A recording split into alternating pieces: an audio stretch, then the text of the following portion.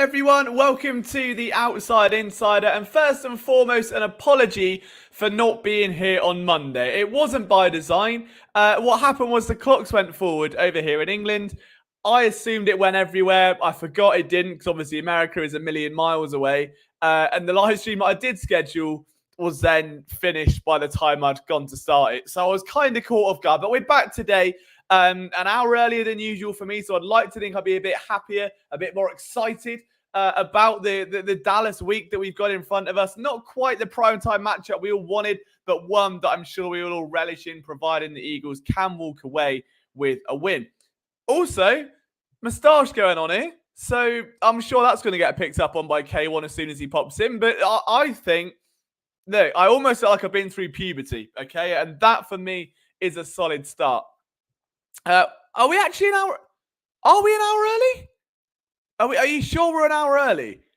Right, because what's up, Ron? By the way, how are you doing, man? Nice to see you. Because I thought that the clocks had gone. Have the clocks gone forward in America yet?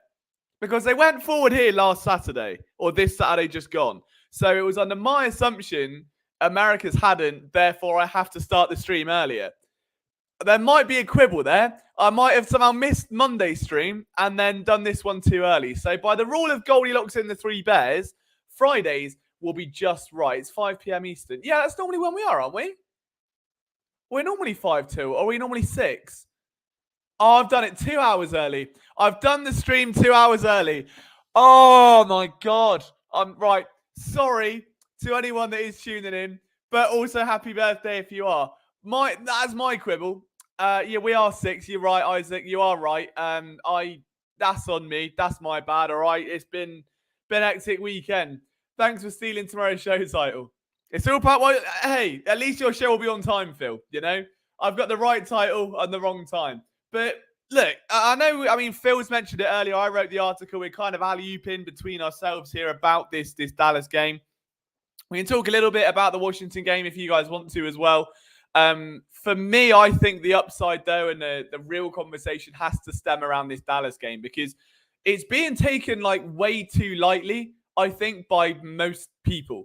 And that's not just, I'm not saying just fans, I mean media, just in general. There doesn't feel like there's this marquee matchup game. Like the Dolphins game felt like a very important game in the run-up. Like by the time you got to Tuesday, Wednesday, it felt like main event football. It was something that you were looking forward to all week long. It was nationally being spoken about. This just feels like Chargers versus Broncos. It's just a mid matchup in terms of like the national scope. And I don't understand why, because for the Eagles, in my opinion, this is everything. This is absolutely everything. And I wrote an article about this earlier today about why this game is so important. You can look at the fact that they have a bye week coming up after this, and then they can recalibrate. If they lose, it doesn't matter. Losing, schmoozing. You can come back, recalibrate. You face the Chiefs, Bills, Niners in that horrible gauntlet of a schedule. Or the other way to view it is you can lose that game, go into the bye with the wind knocked out of yourselves and not really know how to steer that ship back in the right direction. The fact that the Eagles have barely beaten the Cowboys since 2015, I want to say off the top of my head, they're 6-9 since 2015. That may be incorrect. I want to say it's 6-9. They've only won one game since 2020 against the Cowboys. So the fact that this is at home, the fact they've got a 2-game lead for the NFC East title at the minute, this has to be a win. Because if they lose and that goes down to 1, and then Dallas, who I believe play the Giants when the Eagles are going to be resting up on the bye, they're going to come in and flaunt their stuff, and that's going to be potentially tying things up, then the Dallas Cowboys will be at the very top again of the NFC East, and they'll be winning it on a tiebreaker provisionally. The Eagles can't. It doesn't matter, in my opinion, what happens against the Niners or the Bills or the Chiefs or the Seahawks or the Giants for that matter. What matters is how you handle Dallas. That's going to be your advantage or disadvantage, depending on which way the dominoes fall. This has to be, in my opinion, the complete Eagles performance. We've now seen over 7 weeks, 8 weeks, whatever, however many weeks it's been, everything we could possibly need to see in different areas, but it's never come together. The cake's been in the oven, the cherry's not been placed on top. Last week on Sunday, we saw Jalen Hurts play, I think, the best football that man has played all season. I think he played phenomenally well. The turnovers weren't his fault. He helped push AJ Brown down that field time and time again. Played like an MVP quarterback. That's the best football I've seen him play all season long, especially that first half. Very, very good. The week before, the offense got rolling a bit. The week before that, the defense is dominant. Like we've seen again, this defense has been dominant from week 1 till maybe even last week. The only game it lapsed was against Washington, which make of it what you will. Mark, I apologize for the early show. It certainly wasn't intentional. I thought the clocks went back, and for some reason in my head, again, the clocks went back here in England on Saturday, or forward, whichever one. I thought for some reason, because I haven't there, I've lost an hour, which means I've got to compensate 2 hours. That's not the case. That's not happened. And an hour early. But again, you can go to bed earlier if you do go to bed at 7 p.m. You can now go to bed at 6. You know, it's an early start tomorrow. But yeah, for me, this is a must-win game. You know, Dallas is a team where, you know, Dak Prescott's coming off of like a 400-yard performance last week. I understand Michael Gallup may not be healthy. I understand that the defense has been wobbly in places. Some games they look like an all-time defense. Sometimes they look like an XFL defense, that there is no in-between when it comes to the Dallas Cowboys. But what I do think is important is the Eagles come with a very complete, cohesive game. That the offense, even if it's not 100%, even if there are errors and it's not firing on all cylinders, that it's just sufficient, that it does the job, that it scores points, okay? And we're talking very basic fundamentals here, but red zone stuff, protecting the ball. You cannot be turning it over inside the red zone. At least come away with a field goal, okay? Defensively, whether they negate the setbacks I've had in the secondary, whether they try and maybe get like someone like Kevin Byard a bit more involved, who I just want to quickly shout out for being an incredible leader. The guy's been on the team for less than, 6 hours, it feels like, and has suffered his first loss on the team. Speaks to the media like he's been there 10 years, saying that it's not good enough, that the DBs need to do better, that they will do better. Like that kind of accountability I have not seen in that Eagles secondary since the Malcolm Jenkins days. And that is absolutely huge for a team that is not necessarily just down bodies, but it's a young secondary. You can look at a guy like Darius Slay or James Bradbury, and sure, brilliant for the corners. The safeties do typically have like that kind of rah-rah trait about them, at least in Philadelphia, whether it's Brian Dawkins, whether it is Malcolm Jenkins. We won't mention Kurt Coleman or Marcus Epps. But do you know what I'm saying? Like there just is that, like even Jalen Mills, when he moved to safety, had that same kind of grit and tenacity there. Not that Reed doesn't, but he's a young buck. He's been in the game like a year and a half. You're not expecting him to come out and lead that team and lead that huddle and be that leading by example, guys setting the tone, first in, last out, can help younger guys with their development.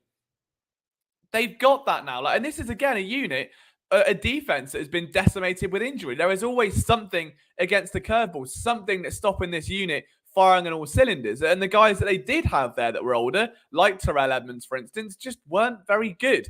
Having Kevin Byard there, above anything to do with his play, the fact that I think, in my opinion, he can bring a leadership element that has been missing in that secondary for 4, if not 5 weeks, if not a year or two since Malcolm left, it is huge. And I think that is going to be a very massive factor in a game where the pressure is high, under, not prime time, but Sunday evening lights, if you will, with a Philadelphia crowd, raucous. Any mistake's going to get booed inherently because it's Dallas and everyone wants to win. And again, there hasn't been a win since, it's been one win since 2020. So there is going to be pressure from the Eagles fans to deliver on Sunday. And you need someone like Kevin Byard who understands that pressure, who's been in those situations, and can get the best out of a young team that maybe hasn't had a lot of time to spend with each other. So I'm all in on it. I think that Kevin Byard, while he wasn't overly noticeable at times against the Commanders, the way he carried himself in the locker room after that game, the interview he gave, was genuinely probably more impressive than anything he could have done on the field. He could have got 2 turnovers that game. The fact that he went and was so accountable to media despite having 1 week on the team speaks volumes. He could have easily just taken a back seat. Oh, I'm new here. Sorry, I wasn't very hot. Yeah, we can do better. Like, do you know what? He could have very easily taken on that approach. The fact that he stood there spoke for the entire positional group that it wasn't good enough. I think that's huge. I really do think that's huge. November 5th is when the clocks go back an hour. Right, so Friday stream will be 6 p.m. Eastern, which is 5 p.m. Eastern my time. I don't know why I thought 4 p.m. Eastern. Like, it's 9 p.m. for me. So I'm like, yeah, I don't know what's going on. But blame the moustache, okay? This is a new look. It's probably going very soon until K1 comes and shouts at me. Isaac also says it's crazy since 21 we haven't really had a vet at safety. Bayer will definitely take a step forward. Yeah, I think again, even if he doesn't, it's going to take time. And I've said this every time we've spoken about like trade deadline acquisitions, is that very rare, and I think that's why we're seeing less of the big ones. Very rarely do you get instant gratification from a trade deadline acquisition. If you all right, put it in any other line of work. Imagine your line of work right now. Let's take Phil's probably the best example. We all know because I know what he does for a living, so it's easy to reference. I could say mine, but mine's not as applicable. Phil obviously runs a successful pizza joint, the best in Philadelphia, I have heard through the grapevine. Okay, if he was asked to move to Arizona in a week and start working at a new pizza joint, and there's an inspection from a national health agency that week, and it's under pressure, and they've got to pass it. You've got to get there, move your family, get to a new place. They might do things differently. There might be different terminologies. The team are all different. You've got to gel with them, make sure they respect you, you respect them, vice versa. There could be lingering dramas. There could be a whole realm of things to fix when you get there. It's the exact same with football. Unfortunately, I think our generation especially overlooks a lot of that because of things like Madden, where you trade for a player, you put him in, he starts playing like the 85 overall superstar that he is. Realistically, if a player moves team, it can be an eerie. Like again, I think Golden Tate is probably the best example I can think of, where everyone thought day one, oh, that fixes everything. That's a slot receiver, done, nailed, sorted. It wasn't, and it thank the heavens, thank the footballing gods, it planned out when the Eagles needed it to. But it's very rare that unless you're trading with someone at a deadline, where they're going to come in and potentially you'd be on the team 3-4 years and you know you're going to re-sign that deal and it's a great value opportunity that you've picked up. Running backs can kind of be excused because the assignments are different. And while there's different lingo, the basic premise, the instinct kind of takes over at running back where you're running the ball. Like it's same can kind of be said at wide out, but there's far more intricacies with regards to the play call and the terminologies that the different teams use. Quarterbacks don't even bother. Complete waste of time. I think the only other players you can get away with are defensive linemen. And I think it's a coincidence, a coinky dink, if you will. The guys like Contavious Street and Chase Young, never thought I'd say those two in the same sentence, but were the only players really moved at the deadline. Like Josh Dobbs moved at a pinch because obviously the Vikings needed quarterback help abruptly. But it's an emergency spot. Like it's rare to see again someone come in and provide instant on the field impact, unless it's just right place, right time. Look at some of the worst trades in like Randy Moss, for crying out loud. I'm pretty sure how it had was like a trade deadline thing when he shifted teams, all went a bit tits up. So for me, that what Kevin Byard brings to this team, I don't really care about what he does on the field, because as great as that will be, and if he can even play at, half the level he's done at Tennessee, it will be a huge gain for the Eagles. But at the end of the day, it's that intrinsic leadership. It's the knowledge and the experience that he can pass on to a guy like Reed Blankenship, who will be the cornerstone of that team for the next 3 years at least. I'd like to think more than that. It's tough to kind of predict that far into the future when you talk contracts and that sort of thing. But at the end of the day, for me, Kevin Byard is going to be a key part of that defense for all the reasons that they won't show up on the field. They really won't. And he might play well. He might have a great game, and I'll be all for it. He seems like the kind of guy that will get his head straight into a playbook upon arrival, that he'd want to help the team. I don't think you speak that highly unless you've got that intent to do so. But yeah, I think that kind of goes back to the trade deadline stuff. As JJF says, welcome to the show, JJ. Apologies for the early start. I haven't even put my little banner on, have I? Where's that nowadays? Where's my little banner? Oh, it's there. Hang on, bear with me. Look at that. Well, that's wrong. Yeah. See, look, Isaac was right. What I've done there is start the show at 5 Eastern. I don't really know why I've done that. But I'm just keeping you on your toes, all right? I'm playing hard to get. That's all it is. We're just playing hard to get. I know there are 11 of you watching. Hello, wherever you may be watching from. If you do fancy leaving a comment, please do. We're a friendly community. We won't bite your head off. I'd love to know your thoughts on everything we're discussing in this show. Whether you agree with me, disagree with me, or think I look a little bit strange with a moustache, I want to hear it. So if you have got an account on YouTube and you're watching, say hello in the chat, drop your thoughts. And if you could, leave a like at least. If you don't want to chat to me, which I very much understand, being British, it'll be a massive help in terms of getting this show out there to as many people as possible.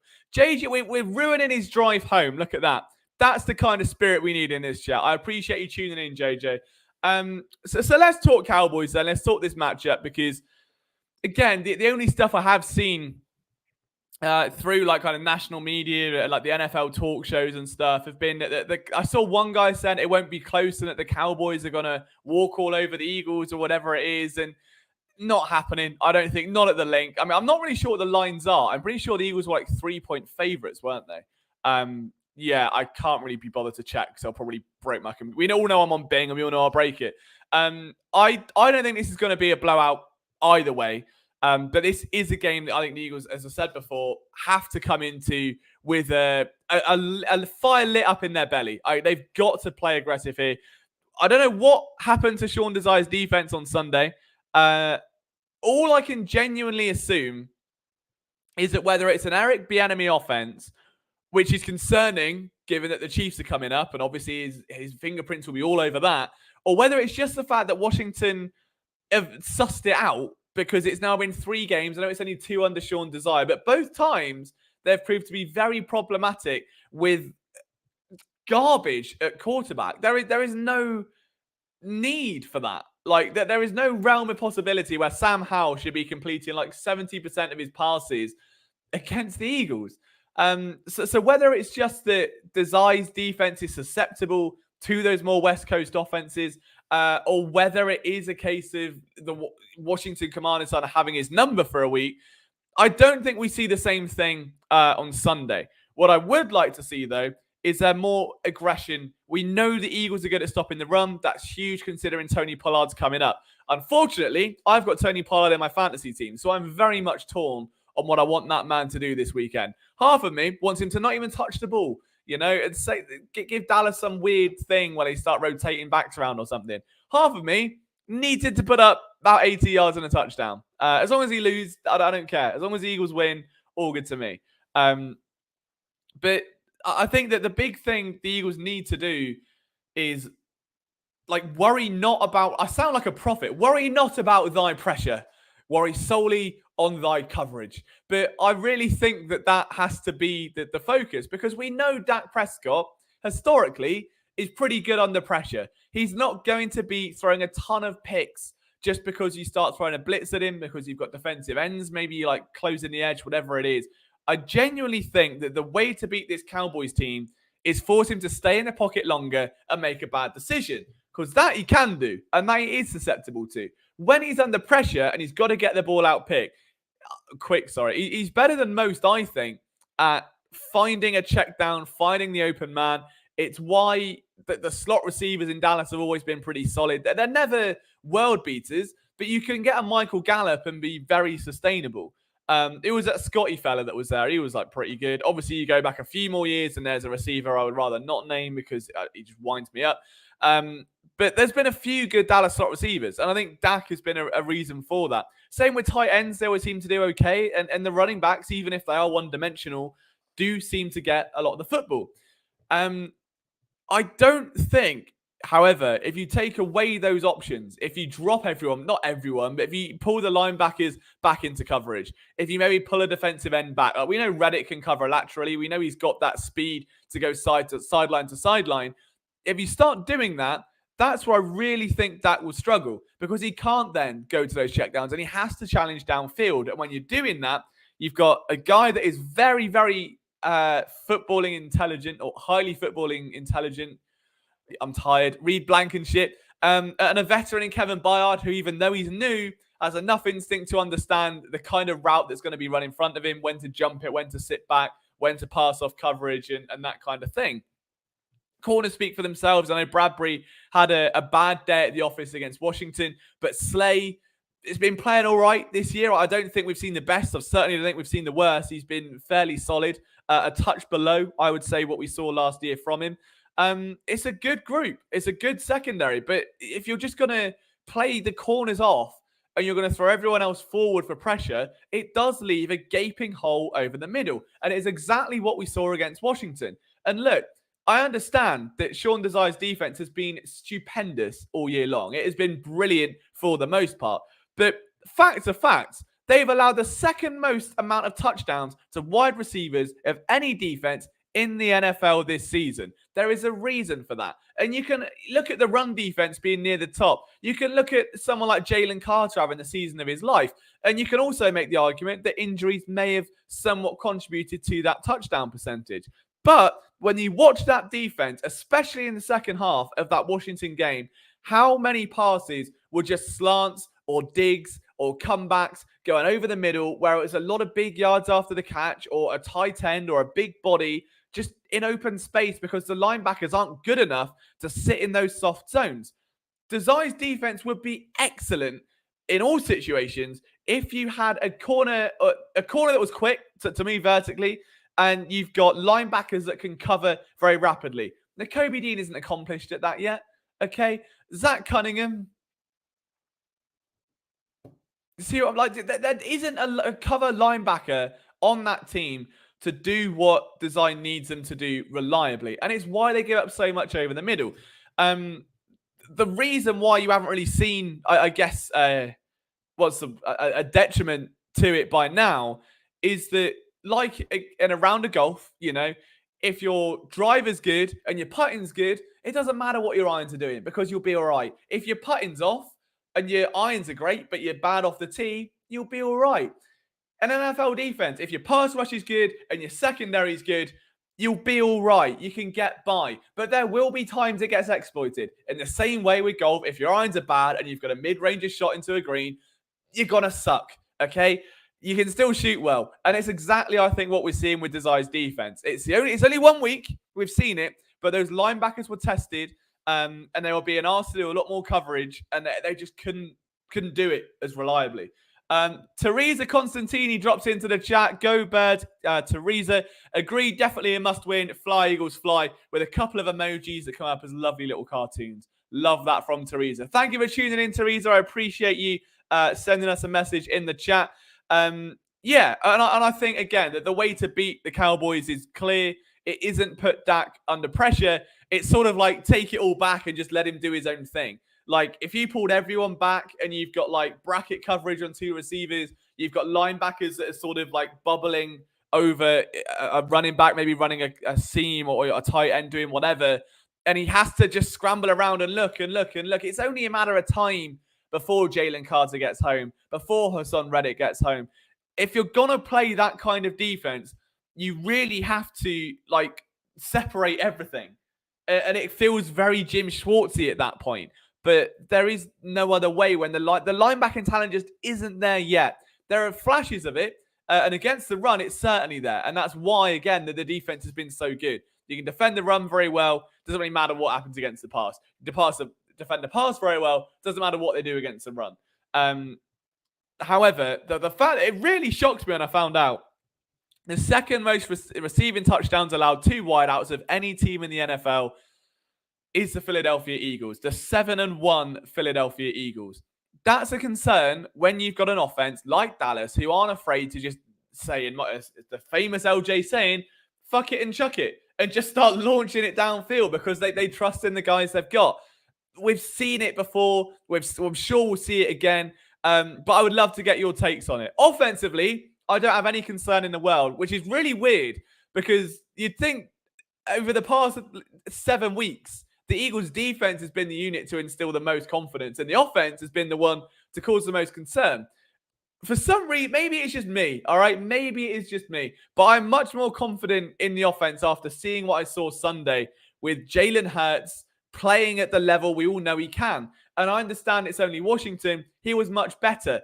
You also, in an ideal world, are going to get Cam Jenkins back, which is going to open up a lot of things for the running game.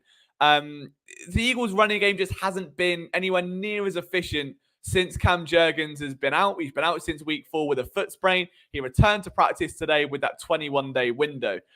Whether he gets rushed back or whether he gets given, an extra couple of weeks, you've got the bye coming up to just recuperate and rest up.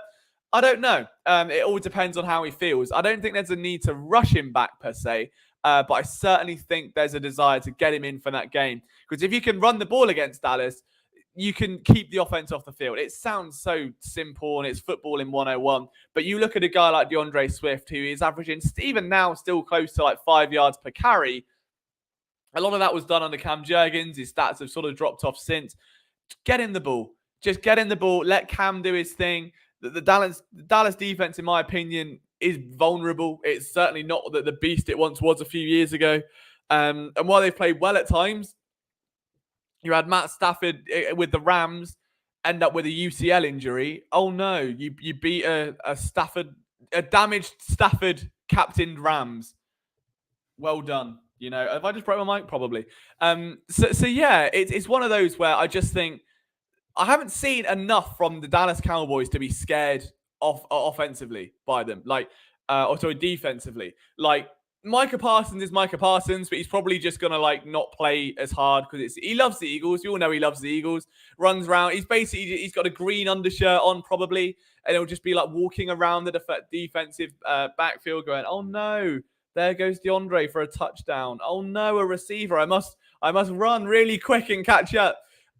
Wouldn't be surprised. But in all reality, the defense is, I think, where it's going to be one of loss for the Eagles this week. They've got to find a way to just limit Dak Prescott, and as opposed to forcing him into bad decisions through pressure, just take everything back to, feel like you're 10 yards off coverage. And it doesn't matter. Let them run at you. Let the routes develop, because Dak will have to look for an option that will be covered up. Then he's going to panic, and that's when you get him. He's not a quarterback that, when going through his progressions, makes a lot of errors.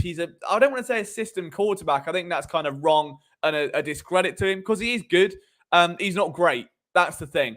And what separates a good quarterback from a great quarterback is that it's being able to then escape the pocket and make something when things are broken down. Dak, when he's under pressure by design, is good when there's a release option. Dak, when he's having to climb the pocket and the options aren't open and he cannot escape because whether it's edge rushes or whatever, is vulnerable. And that's where this focus has to be. It works for the Eagles because the defensive ends all year long have been playing this contained level football, outside of Reddick, who's just a world beater. But you wonder why someone like Brandon Graham's stats are down. Josh Sweat had one really good game, has been fairly quiet for the most part this year. And the same can be said for most of those outside rushes, because the inside guys are eating. It's flipped from what we saw last season, where we mentioned it in a few shows ago. Before, it was the defensive tackles kind of space eating, mauling through to get guys like Reddick in situations to make plays. This year, that switch has flipped, and you've got guys like Reddick who are so dangerous coming off that edge, where they're having to really forcibly maintain that pocket. It allows someone like Jordan Davis, it allows someone like Jalen Carter to come through to wreak havoc and hopefully get to Dak Prescott, who is still mulling over his life decisions in the pocket that should very much remove the pressure from the Eagles offense. That's my narrative for this game. I've wasted 10 minutes now rambling at you. If you've got any questions, if you want to discuss the game, a particular player, discuss anything from the Commanders win, I know that was a very chaotic affair. I was away for it. I had to watch the game the next day, and I was traveling back. I had a rogue weekend away, and I was traveling back from it, and my phone was being lit up with a lot of panicked PSN writers about that Eagles game, and I felt, do you know what? I'm kind of happy I'm missing this. I get a week without Eagles stress. I've missed what it's like to not be incandescent with rage in the middle of the first quarter because I've done a QB draw on 3rd and 8 in the middle of the red zone. But watching the game back, I guess knowing that they'd won, you kind of lose that stress element. It wasn't great defensively, but certainly offensively, I think there is more upside there. Again, Jalen Hurts played lights out. I think that's the best I've seen Jalen Hurts play. It didn't look like it at times, and a lot of it I think was helped by AJ Brown being such an absolute menace. But from a complete perspective of him just not making, like, the balls weren't sailing 8 foot over Devontae Smith's head. Put it that way. He was finding his targets. He looked calm. He looked relaxed. The red zone, outside of a fumble, which isn't Brian Johnson's fault this time, was good. As Isaac says, didn't do a QB draw last game. It was just very, like, composed. It felt like there was design, there was structure, there was routine, things that just were alien to this Eagles offense weeks ago. So it was very impressive. It was very impressive to see. If they can carry that into Dallas, I think they'll be in a very good spot indeed. Eric says, cheerio, salute to the Chap 12. I'm glad how we've commandeered the Chap. Hey, it's a Chap 17 now. We've got a Chap 17 with us. So Chap 19. So all we're saying is, guys, if you are in the chat, you want to be one of our core 12 who are here Monday, Wednesday, Friday at 6 p.m. Eastern. Although given the numbers, I might have to move it back to 5 p.m. every time because this is much better than 6 p.m. Who knows? But yeah, we'd love to hear your thoughts, guys, on the game against Dallas, on the game against Washington, maybe an Eagles player in general. No one's mentioned the moustache yet. I'm really proud of it, okay? I had to grow it out for charity. We raised $800 for charity over the weekend. It was very good. I did have to pay a fine for the worst moustache, though. It wasn't, as Gardner Minshew-esque as I originally intended. But what can you do? What can you do? Greg's in. Nice to see you, Greg. Thank you for stopping by. JJF says, who does everyone think needs a big game? Who do you think we need to worry about most? My answers are Swift and Lamb. In terms of players that need a big game, it's a good question. It's a really good question. I'd like to say Jalen Hurts, because if he can play like he did against Washington, it'll be very hard to lose to this Eagles team. AJ Brown feels like he's just naturally guaranteed to get over 100 yards at this point, if not 120. Unbelievable stretch of form from him. Cam Jenkins, if he's back, absolutely would be one of those players in need of a big game. The offensive line in general, I think, knowing that the Dallas does have that kind of creativity defensively, the way they use Micah Parsons it's fun to watch. Look, we all hate Dallas, but we can also acknowledge a great player when we see one, and Micah Parsons certainly is that. He will be a problem for this Eagles team. If there is any lack of discipline or coordination, it's going to be a factor. In terms of players to watch for Dallas, you are right with CeeDee Lamb. However, I'm a lot less concerned knowing that every big game Darius Slay seems to come up with, he holds his own. I remember the first season Darius Slay was in Philadelphia, and I could not wait to see him against Terry McLaurin. It was the matchup I was really, really excited to. Because at the time, Dallas had no one. I'm pretty sure Cooper may have been injured or something. Or maybe he wasn't traded at that point, was he? But I really wanted McLaurin v. Slay. I was like, McLaurin's a big, physical, fast receiver. Slay, older corner. I want to see how they get on. And he pocketed him. And he made it look easy. And then he played the Minnesota Vikings. And he had Justin Jefferson. And he blanketed him. And he put out that fire like it was nobody's business. And didn't say a word about it. And now he comes up against CeeDee Lamb, a guy that realistically can be just as much of a problem as any of those guys aforementioned. I don't think he's in that elite tier of Tyreek, JJ. AJ Brown, we can say at this point, is very much in that conversation. He's sort of in that B to C tier, like a solid WR1 that will hurt you. He's very quick. He's sort of got if you took a B version of AJ Brown and a B version of Devontae Smith and you put them together, I think that's where you've got CeeDee Lamb.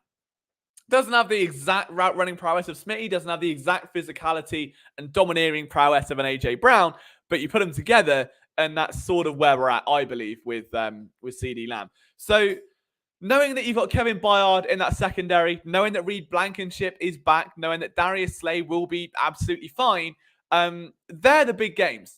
They are the big games. As we see that, who was it that said the 26th? Greg says, yeah, Eagles 26th in pass D. I mentioned earlier on the show, the second most amount of receiving touchdowns allowed of any team in the NFL. It's not great. And it's sort of like the opposite of the Eagles offense, because the Eagles offense looks absolutely terrible at times. excusing this weekend or this past weekend, obviously. It just hasn't looked great at times this year. But statistically, great. Like, brilliant time in possession, brilliant rushing offense. Jalen Hurts looks like a top 5 quarterback statistically. And you're sat there scratching your head going like, well, why am I seeing QB draws on 3rd and 8? Why are we seeing a severe lack of red zone production? Like, why is this so angering that they're putting up so many points? The defense is the opposite. Whereas the defense looks absolutely ridiculous to watch. Like, it is a joy to watch that defense 90% of the time. The second half against that Rams team, where Sean Desai came out of the gate swinging, Cooper Kupp then just got shut out, might be the most fun I've had watching an Eagles defense for a long time. I couldn't pinpoint an exact game, but at least a couple of years. And far better than anything Jonathan Gannon's done. But then you look at the stats on the Eagles defense, and as you say, 26th against the pass, second most touchdowns allowed, pencil it in, I've repeated it enough by this point. And it is a bit concerning. So, but I think, as I said earlier, you've got to play into that this week. You've got to give them what they expect and then rip the rug out like afterwards. We know you can generate pressure without blitzing. There's enough personnel to do that. Drop a few more guys back. The linebackers can't cover very well. Reed Blankenship is great downhill. Bring him down. The exact same can be said for Kevin Byard, who's got that versatility there if he needs it. The corners are more than accomplished enough to sit back, let the receivers run at them. You do not want to be giving up 30, 20, 18-yard gains to the likes of Michael Gallup and CeeDee Lamb all game long. It cannot happen down those sidelines. And the caveat to that is just sit back, and it will look awful, and it will be stressful, and it will be frustrating, and you will be wanting to tearing your hair out to a point. Your hairline looks like mine, but it will buy that pass rush time to get to Dak Prescott, to get in his face, and to force a bad decision, which he can be prone to making. You cannot attack Dallas with just relentless pressure. They're too accomplished through the air for that, and they're going to pick apart a secondary that has been weakened, that does play off, and it doesn't have the linebacker support to go sideline to sideline. There are too many soft spots in that defense. So the way to beat them is give them those soft spots, but put a couple extra bodies there so Dak has time, then get the pass rush. That's my game plan. It's a lot easier said than done. No 3rd and 26 either. Yes, please. We can evacuate that from the building. That would be absolutely lovely. CeeDee Lamb chops. I like that. That's the mentality we need. Get that cooking. I don't have my saucepan. It's got pasta sauce in it, but I would come over and I would start cooking it up once again there for Eric. That is exactly the type of energy we need.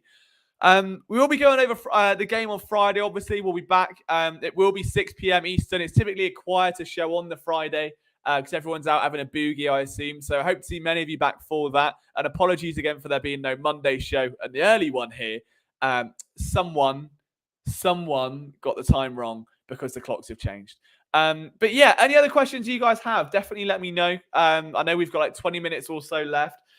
We can talk a little bit about AJ Brown, I think, and the fact that I think he is not a shoo-in for Offensive Player of the Year, but look, if you're a betting man, which I am certainly not, I hate betting, and I never bet, then I think 10-1 AJ Brown to win Offensive Player of the Year is a steal right now. Like, I don't like betting like evens and, you know, minus 115 and, oh, I got the Phillies at minus 120. That's like saying you buttered your bread this morning. Well done. Like, what do you want, a medal? Like, it's not a tough bet. I like finding value. I like finding those juicy plays. For instance, the Phillies last season were 2,800 to win the World Series. They didn't win, but the cash out would have been like 80% there. You would have got a fair amount back if you wanted it. Okay. This is a similar one. AJ Brown, Hurts to an MVP was another one. He didn't win it. He got injured. It took away. We all know how that went. But for a brief moment in time, that 40-1 bet looked juicier than Tropicana. All right. It looked juicier than Kool-Aid. It was phenomenal. AJ Brown being second to Tyreek Hill in receiving yards right now, setting a record for 6 games in a row of 120 plus yards, or it might be 125. I can't remember the exact number, but it's ridiculous, whatever it is. That's value. And he's going to need to be a figure in these tough games coming up with the Chiefs, the Bills. He's also going to face the Giants like twice. So that's going to be like two dominant days at the office. So all I'm saying is, look, if you want a good bet, and let's say you make an account. I mean, if you go on phillysportsnetwork.com, I'll show you the screen. I'll show you how to do it because it is good to know. Providing you are, I want to say, it hasn't even opened yet. I think 21, isn't it? The legal age to bet in the old US of A states. I'm trying to type in my own website with one hand. It's not going very well. But we do offer like loads of like free betting promotions on our website. So if I show this really quickly, come on, that's what we need. Bang. All right. So go to phillysportsnetwork.com. This is our website, as you can see. Lovely coverage all the way through, written by some amazing people such as Liam Jenkins, Ignore all those. Never heard of any of them. Liam Jenkins. No, I'm joking. Super proud of obviously what we've got over there. It's been a ton of fun over the past year. You get a newsletter every morning. You put your email in there, and you can get all. If you don't want to go on the website and it's just a bit long for you, we can condense them. You get the top stories from each day into your inbox every day for free. It's very nice just to have.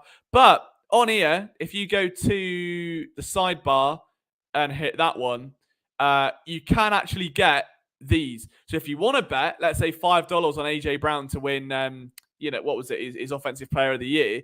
You can click any of those, like go to Unibet, for instance, and you get $500 risk-free bet on that same thing. So instead of betting $10 on a sports bet you've already got, sign up to FanDuel if you don't have an account, and you get I think their offer at the minute is $150 when your first $5 bet wins. So it's just a great way to get free money. The trick is, I shouldn't tell you this at all because I'll probably get in trouble. The trick is, if you want free money, and it's complicated, and this isn't Eagles related, but bear with me, right? Betting companies want custom. They give out good offers. You take the offers. Most people keep the account. The trick is, let's say you've got bet $5, get 10 or whatever, yeah? So you would bet $5 on the Eagles to win, let's say on the spread at minus whatever, 2.5. Open another sports book, bet $5 on the Eagles to lose by 2.5. Whatever happens, you get your money back because you've got a winning or a losing bet either way, yeah? Not if you agree, yeah? But by doing that and placing the first bet, you get your free bet, which has cost you absolutely nothing then. So you haven't had to pay anything. So you can then use the free bet, do the exact same thing again, and take the money out. That's called match betting. Or do I do and just take the free bet, put it on a 20-leg parlay and have a $100 shot at being a millionaire? It's up to you. But all I'm saying is method to the madness. All the sportsbook offers are there. It's totally legit to do. Sign up to as many as you want and just milk the free bets. And then that way you don't have to spend anything. And it's a great way to bet on AJ Brown without ever even opening your bank account or your wallet. So phillysportsnetwork.com is the place for those betting apps. I will start putting a couple in the description if anyone wants them. But yeah, all the promo links are exclusive to us. We obviously do get a little cut if you do sign up it's like a thank you for us, which is massively, helpful, helps sustain our business. But also it's just better than going straight on and giving it all to them. Share the love. We'll give you free money. You give us free money. Game's a game. Let's see what you guys are saying. Rick's has been surprisingly better than I thought, says Mark Stevenson. I would say so. I think the last couple of games he's been very good. And I don't think many people expected it. I wrote an article, I think it was before the Washington game, about how he's kind of following along that line of a Cravon LeBlanc, a Jalen Mills, of a low, under the radar, underdog corner, low draft / undrafted guy. Not a Michael Jaquette. We all know that went tits up. Okay, he's got past that level. But someone that can come in and have an impact on this team, and it's just been a real testament to how he's scouting. It's been really fun to watch. He's clearly got the right traits. He's tall, he's quick, he's feisty. That's all you really want in a corner in this scheme, is someone that can get aggressive around the catch point, is intelligent enough to understand his assignment, and is quick enough to make up the lost ground or press receivers if needed.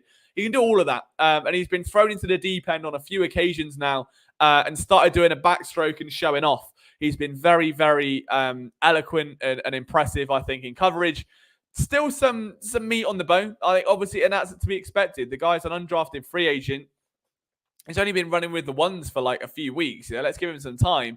But the raw upside is there. And it just really does, again, hammer home, as I said a minute ago, Howie Roseman's eye for talent and Howie Roseman's ability to turn water into wine or find players that can fit that mold so the coaches can do it. Whether it's undrafted linemen, someone like Suro Peta, for instance, whether it's at a corner, whether it's Greg Ward at wide receiver, whether it is Eli Ricks, whether it's someone like, I was going to say Marvin Wilson, obviously for some reason on top of my head. I don't know why that's the one that came to mind.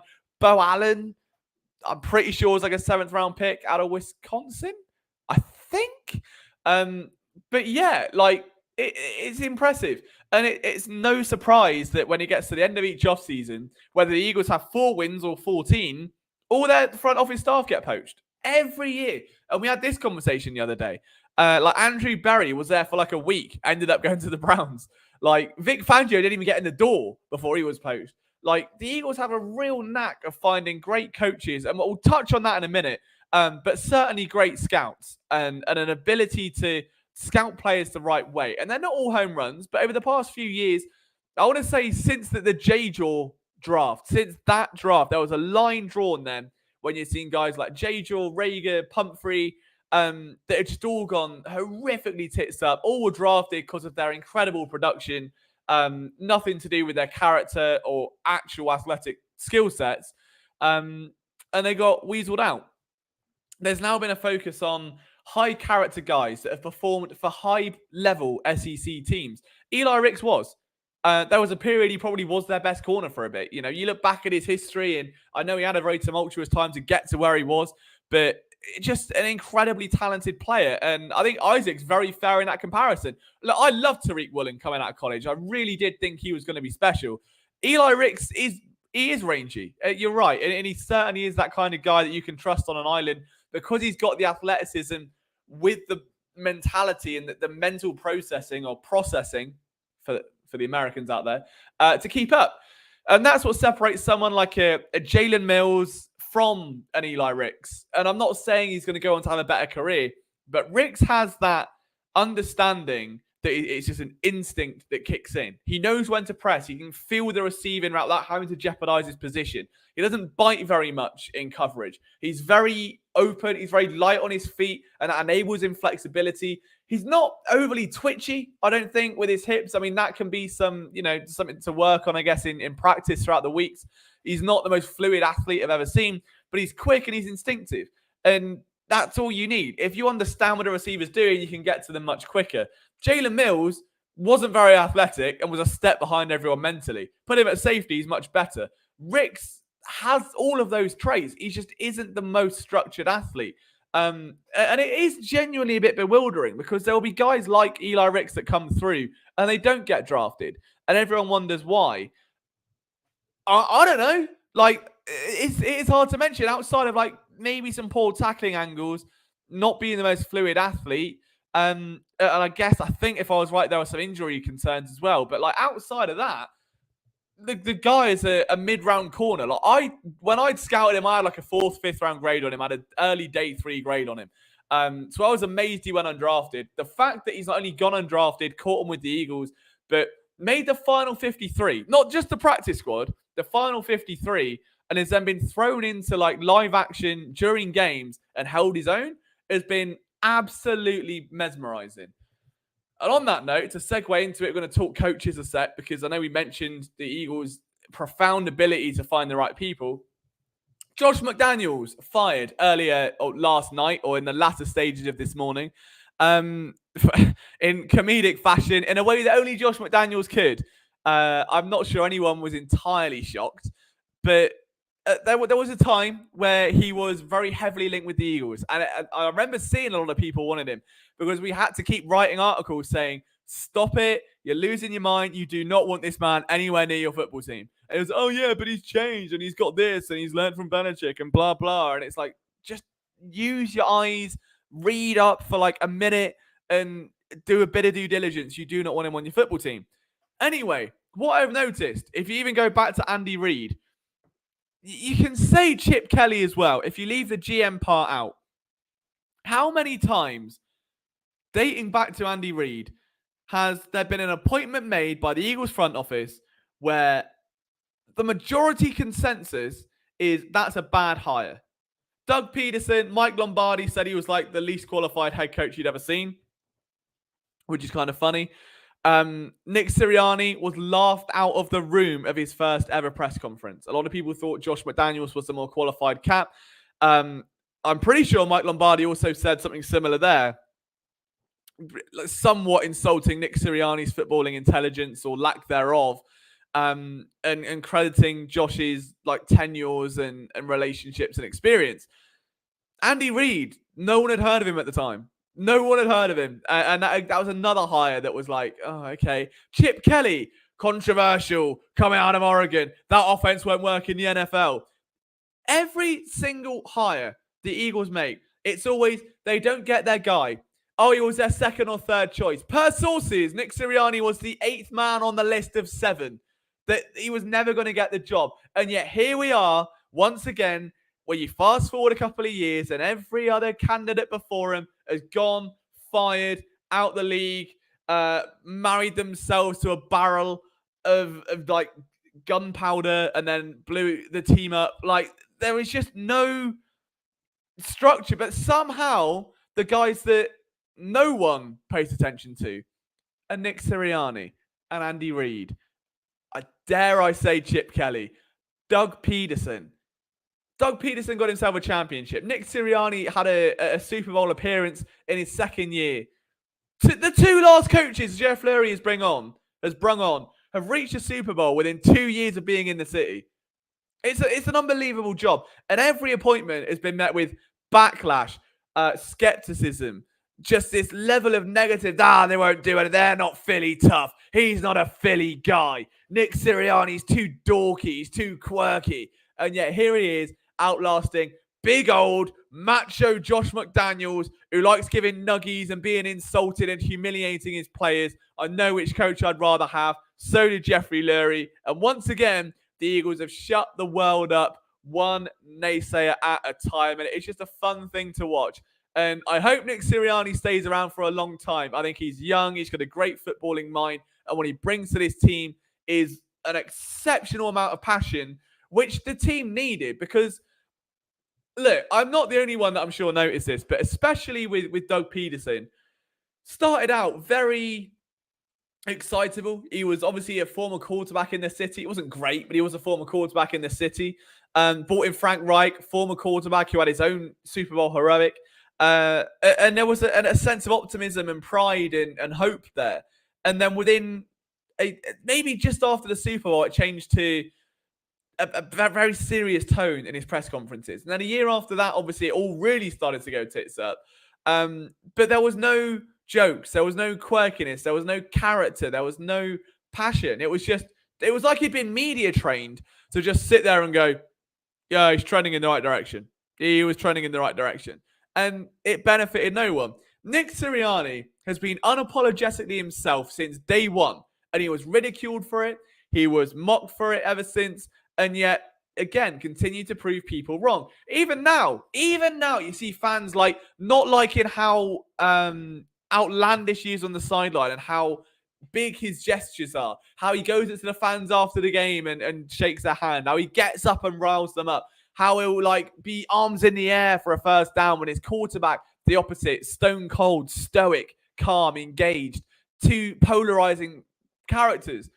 But it works. And he rallies that team. And sometimes you need that. And I think that Eagles team certainly did at his time of hire alongside his knowledge and experience with the Indianapolis Colts. It was great. Everybody and their mother thought Sirianni would be horrid, yet he turned out to be the only one from his coaching higher class to make it to the Super Bowl. And at this point, I'm pretty sure near enough still have a job. Yeah, I know a couple of others do, but you know what I'm saying, though. Like, it's incredible. It really, really is.